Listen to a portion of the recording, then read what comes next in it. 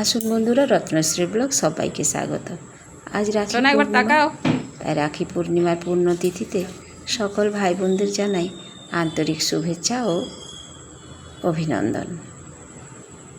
রাখি বন্ধন, মিষ্টি মুখ ভাই বোনেদের মধ্যে এগুলি দেখলেও কিন্তু মন ভালো হয়ে যায়।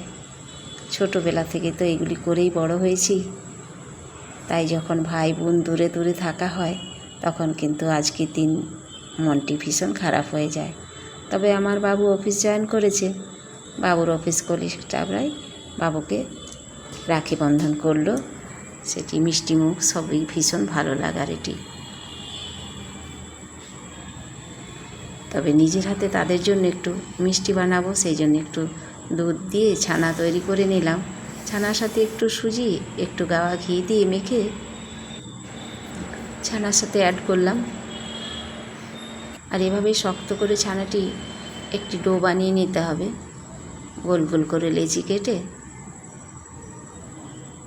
এটি হলো ছানা শীতল, এটি আমার শাশুড়ি মার কাছ থেকে শিখেছি।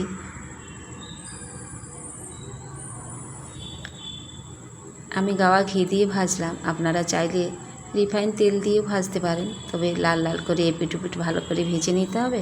চিনি শিরা রেডি। চিনি শিরা রেডি হয়ে গেলে কিছুক্ষণের জন্যে ছানা শীতলগুলি ছেড়ে একটু ঢাকা দিয়ে রেস্টে রেখে দিলাম।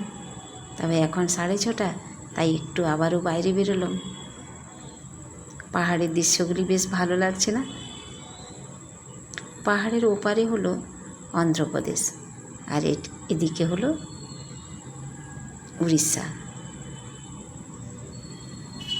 আমরা যখন হাজারিবাগে ছিলাম এরকমই পাহাড়, তো এখানে যখন আমি আছি আমার মনে হয় যেন আমি হাজারিবাগে আছি। তাই ভীষণ ভালো লাগার এই মুহূর্তগুলি সেই জন্য আপনাদের সাথে শেয়ার করলাম। তবে চলুন ছানা শীতলগুলি হয়েছে কি না দেখি। বাহ, এই তো সুন্দর হয়েছে। এবার